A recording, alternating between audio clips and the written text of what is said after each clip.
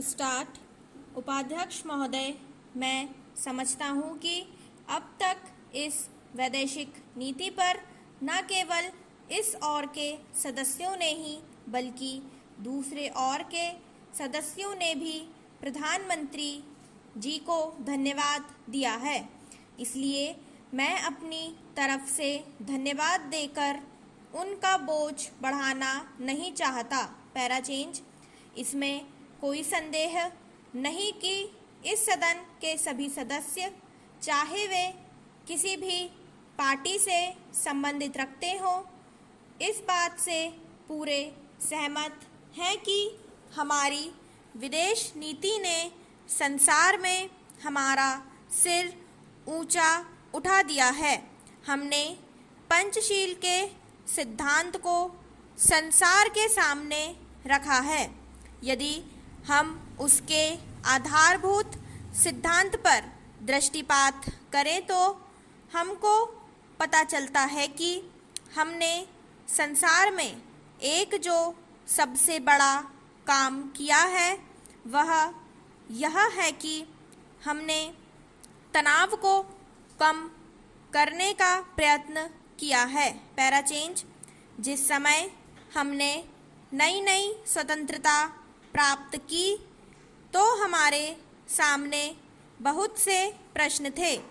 उनके साथ ही हमारे दो बड़े गुट थे जो कि एटम बम और दूसरे बम लिए हुए हमको चुनौती दे रहे थे कि अगर हमने उनमें से किसी एक गुट में सम्मिलित नहीं हुए तो हमको बड़ी कठिनाई होगी।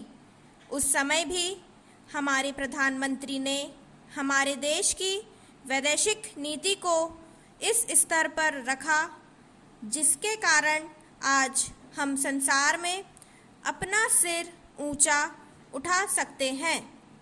हमने जो संसार के सामने पंचशील के सिद्धांत को रखा उसका सबसे बड़ा फल यह हुआ कि एक सम्मेलन हुआ जिसकी ओर मैं आपका ध्यान दिलाना चाहता हूँ। इस सम्मेलन में बड़े उत्साह के साथ संसार के 29 राष्ट्रों ने, जो कि एशिया और अफ्रीका से संबंध रखते हैं, यह घोषणा की कि हम संसार में तनाव कम करना चाहते हैं और साथ ही हम यह चाहते हैं कि संसार में जो विभिन्न सामाजिक और आर्थिक नीतियां हैं वे साथ साथ चल सकें। हमारी वैदेशिक नीति में जो सबसे महत्वपूर्ण चीज़ है वह है सह अस्तित्व की भावना। उसी भावना के फलस्वरूप हम देखते हैं कि आज कोरिया का युद्ध नहीं हुआ जो कि एक तीसरे विश्व युद्ध के रूप में परिवर्तित हो सकता है।